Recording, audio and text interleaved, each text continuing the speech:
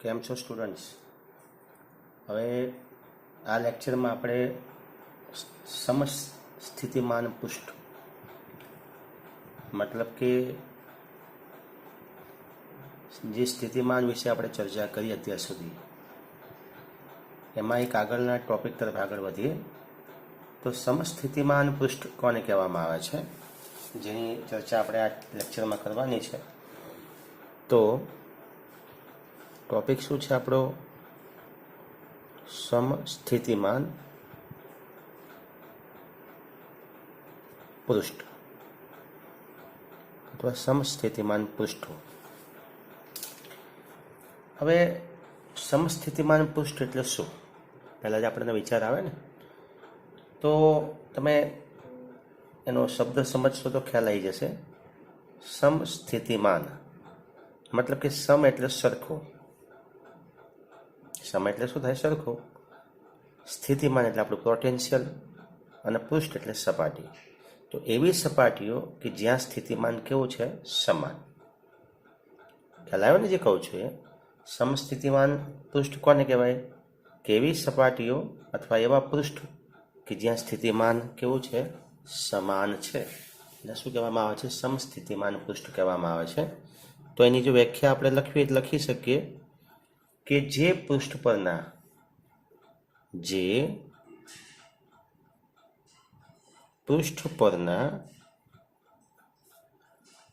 બધા જ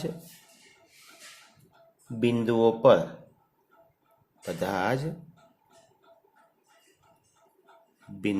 પર અથવા બિંદુઓ પર વિદ્યુત સ્થિતિમાન સમાન હોય. કેવું હોય? એક સમાન હોય. બરાબર? તો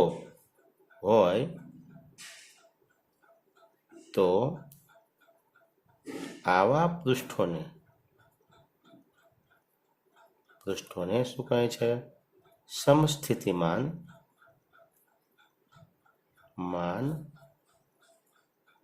પૃષ્ઠો કહે છે.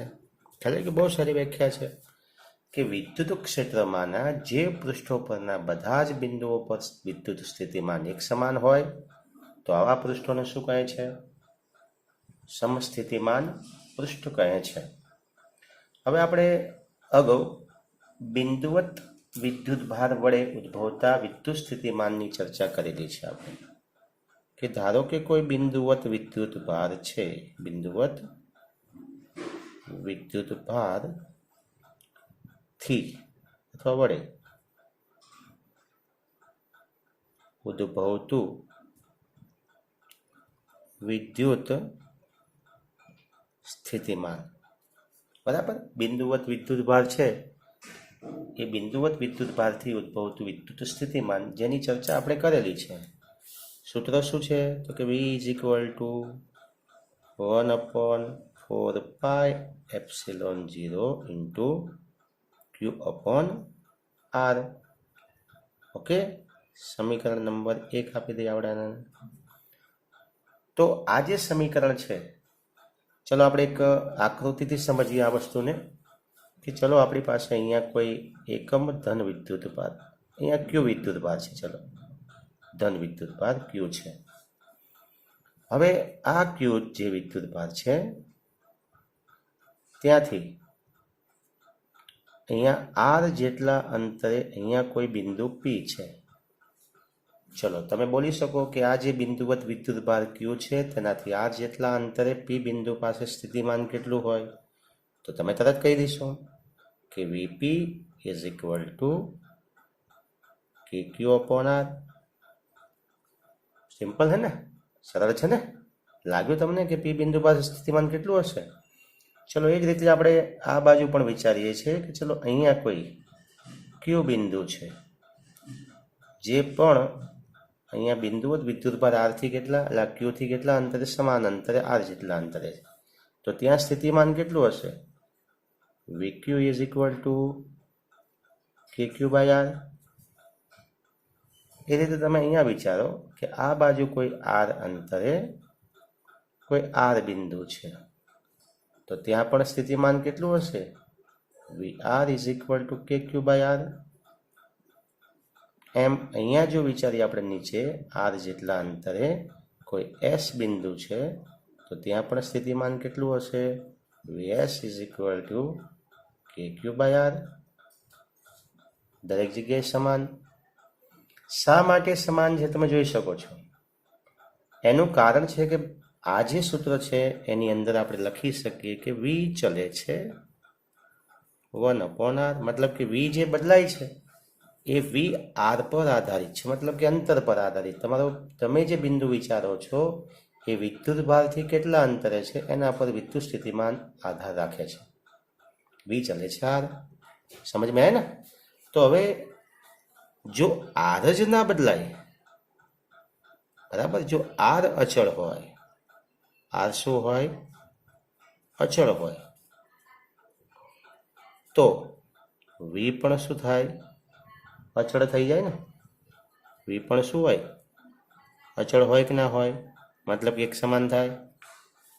તો અહીંયા તમે લખી શકો છો માટે આ દરેક બિંદુઓ માટે આર કેવું છે? સમાન છે.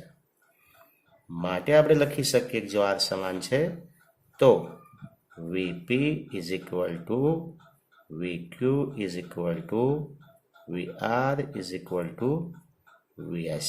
બધી જગ્યાએ સ્થિતિમાન કેવું છે? સમાન. તો પછી આ બધા જ બિંદુઓને સાંકળતો હું એક આર ત્રિજ્યાનો ગોળો બનાવી નાખું છું આ રીતે.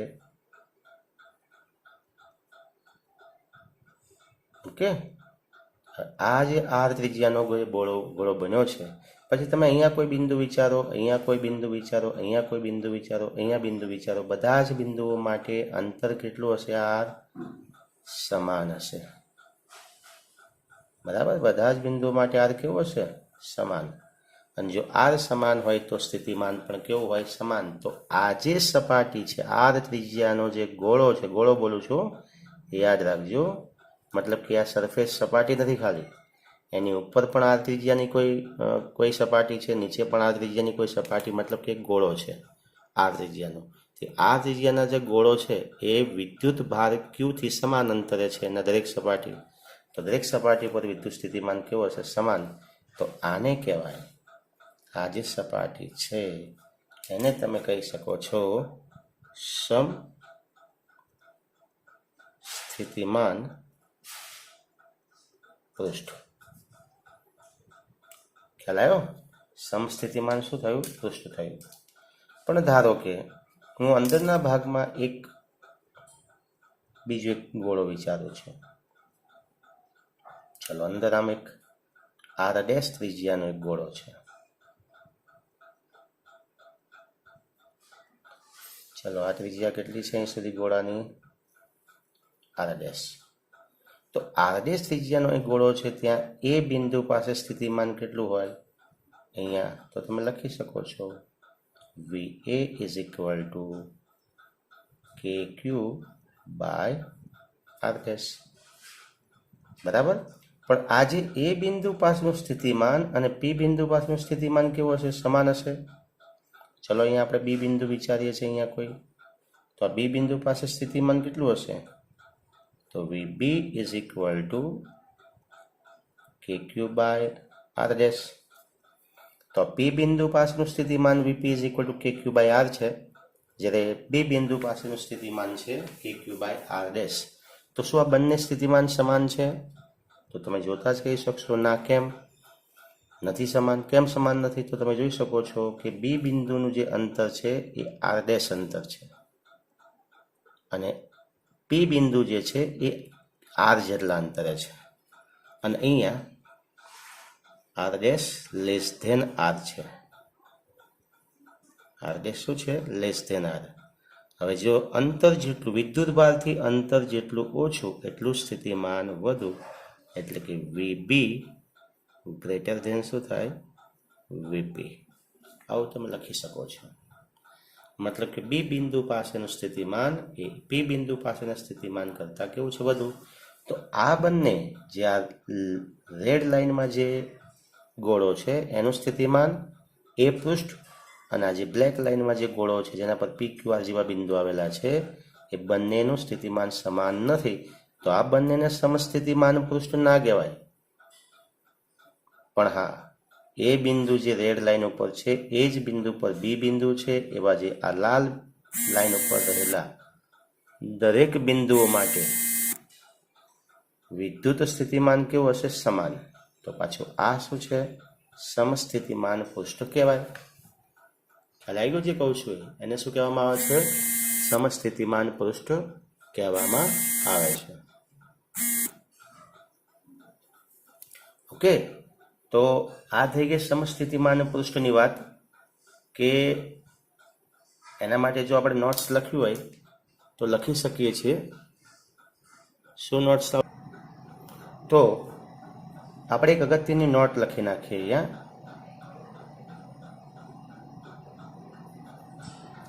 કે સમાન અંતરે આવેલા વિદ્યુત ભારથી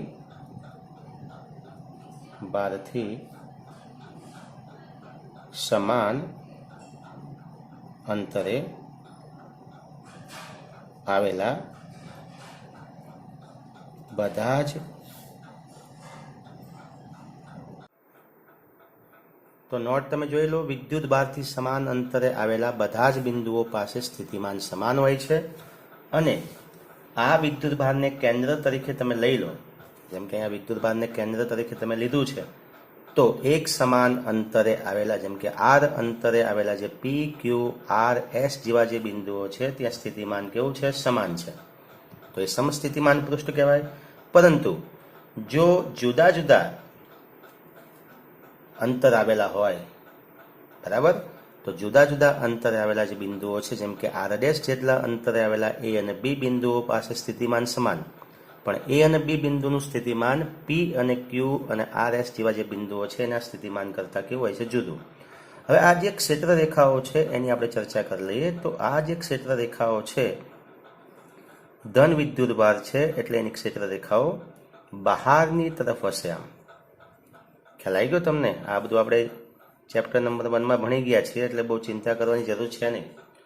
તો આ જે ક્ષેત્ર રેખાઓ છે, બિંદુવત વિદ્યુત ભારથી ઉદ્ભવતી ક્ષેત્ર રેખાઓ એ ત્રિજ્યાવર્તી દિશામાં બહાર તરફ હોય છે.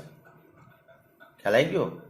જો ઋણ વિદ્યુત ભાર હોય તો ત્રિજ્યાવર્તી દિશામાં અંદર તરફ હોય છે, પણ અહીંયા ધન વિદ્યુત ભાર આપણે લીધેલો છે, માટે વિદ્યુત ક્ષેત્ર રેખાઓ જે છે એ ત્રિજ્યાવર્તી દિશામાં બહાર તરફ છે.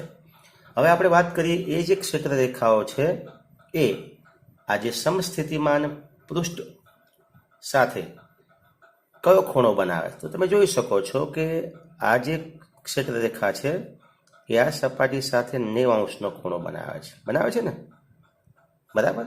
તો અહીંયા કોઈ પૃષ્ઠ આપણે વિચારીએ તો પૃષ્ઠ સાથે ક્ષેત્ર રેખા કયો ખૂણો બનાવે છે?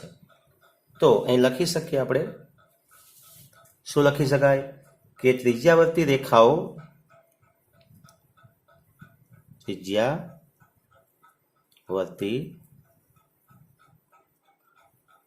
રેખાઓ સમસ્થિતિમાન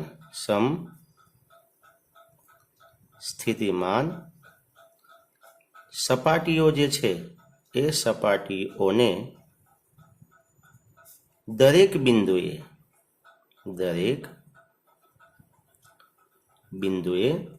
લંબ હોય છે.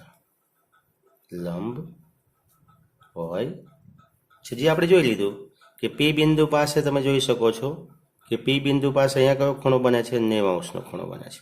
Q બિંદુ પાસે અહીંયા કયો ખૂણો બને છે? 90° ખૂણો. એ રીતે R બિંદુ પાસે કયો ખૂણો બને છે? 90°. S બિંદુ પાસે કયો ખૂણો બને છે? 90°. મતલબ કે ત્રિજ્યાવર્તી રેખાઓ જે છે એ સમસ્થિતિમાન પૃષ્ઠ પરની સપાટીઓના દરેક બિંદુએ શું હોય છે? લંબ હોય છે. બરાબર. તો લંબરૂપે પૃષ્ઠને પસાર થાય છે. તેથી આપેલ બિંદુએ વિદ્યુત ક્ષેત્રની દિશા તે બિંદુમાંથી પસાર થતા સમસ્થિતિમાન પૃષ્ઠને લંબરૂપે હોય છે. દરેક બિંદુએ તો લંબરૂપે છે જ. તેથી આપણે કહી શકીએ કે વિદ્યુત ક્ષેત્રની દિશા તે બિંદુમાંથી પસાર થતા સમસ્થિતિમાન જે પૃષ્ઠ છે, સમજી લો અહીંયા કોઈ સમસ્થિતિમાન પૃષ્ઠ આપણે વિચારીએ ત્રિજ્યાવર્તી દિશામાં આ રીતે, અહીંયા આમ કોઈ પૃષ્ઠ વિચારો તમે, તો એને શું હશે? લંબરૂપે હોય છે. બરાબર. તો આ તો થઈ થિયરિકલ બાબત. જો આપણે એને ગાણિતિક રીતે સાબિત કરવું હોય તો ધારો કે આપણી પાસે એક સમસ્થિતિમાન પૃષ્ઠ છે અને એ સમસ્થિતિમાન પૃષ્ઠ પર એકમ ધન વિદ્યુત ભારને એક બિંદુથી dl જેટલા સૂક્ષ્મ સ્થાનાંતર કરાવીએ. સમજી લો, સમસ્થિતિમાન પૃષ્ઠ છે આપણી પાસે. આ જે સમસ્થિતિમાન પૃષ્ઠ છે એ સમસ્થિતિમાન પૃષ્ઠ ઉપર, ચલો હું ફરી દોરી નાખું છું કે ધારો કે આપણી પાસે આવું એક સમસ્થિતિમાન પૃષ્ઠ છે.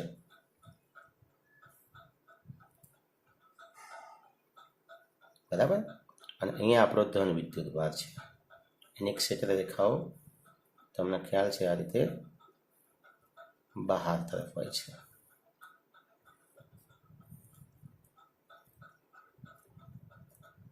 બરાબર, આ રીતે બહાર નીકળતી દિશામાં.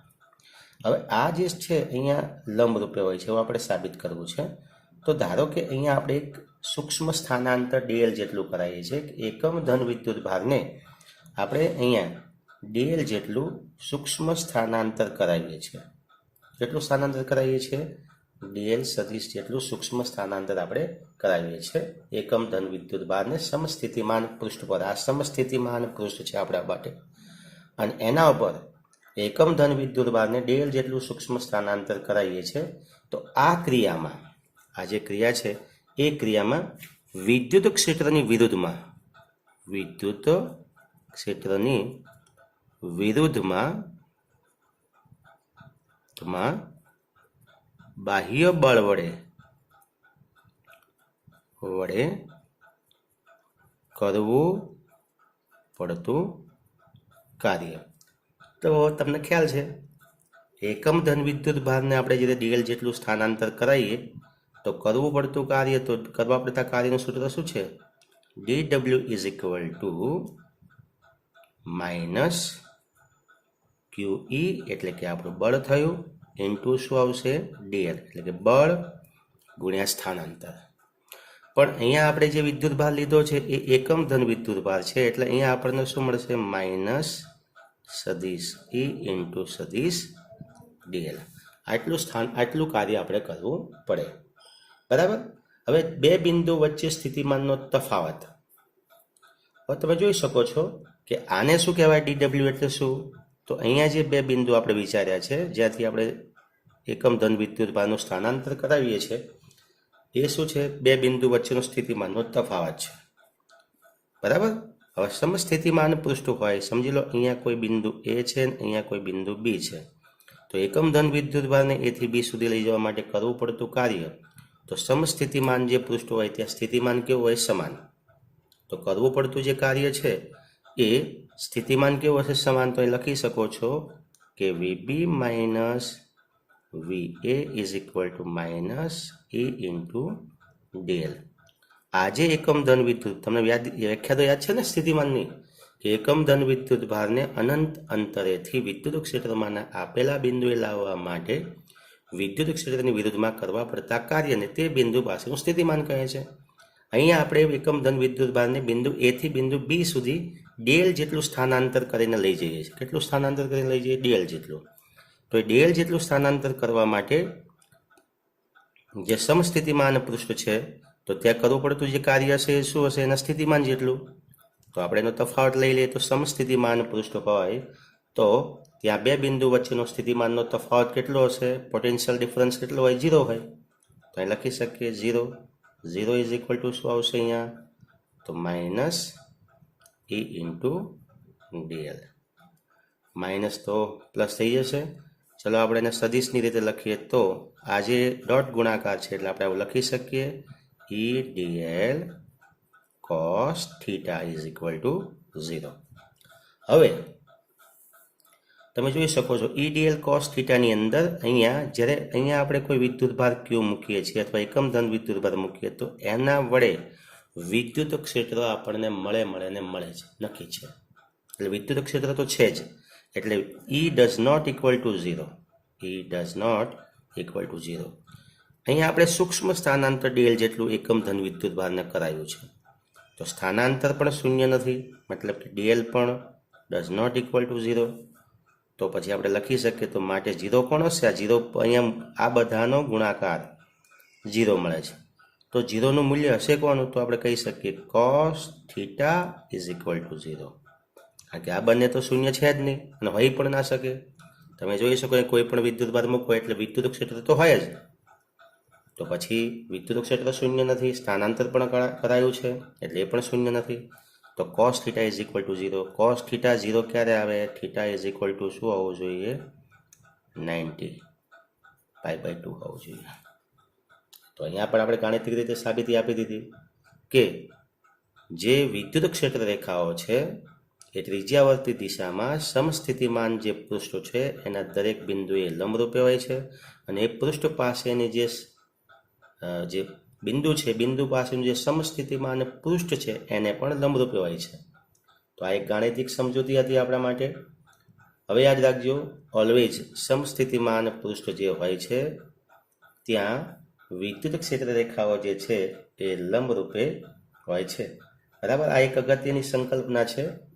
બરાબર, વિદ્યુત ક્ષેત્ર દર્શાવવા માટે જે રીતે ક્ષેત્ર રેખાઓની સંકલ્પના ઉપયોગી છે તે જ રીતે સમસ્થિતિમાન જે પૃષ્ઠો છે એ વિદ્યુત ક્ષેત્રના નિરૂપણ માટે ખૂબ જ અગત્યની સંકલ્પના છે. તો અહીંયા આપણે આ લેક્ચર પૂરો કરીએ છીએ. સમસ્થિતિમાન પૃષ્ઠો, જો અંતર બદલાય છે તો સ્થિતિમાન પણ બદલાય. તો ત્યાં સમસ્થિતિમાન પૃષ્ઠો નથી મળતા આપણને, પણ જો વિદ્યુત ભારથી સમાન અંતર હોય તો આપણને સમસ્થિતિમાન પૃષ્ઠો મળે છે. તો મળીએ આપણા નેક્સ્ટ લેક્ચરની અંદર. ત્યાં સુધી આવજો. જય હિન્દ, જય ભારત.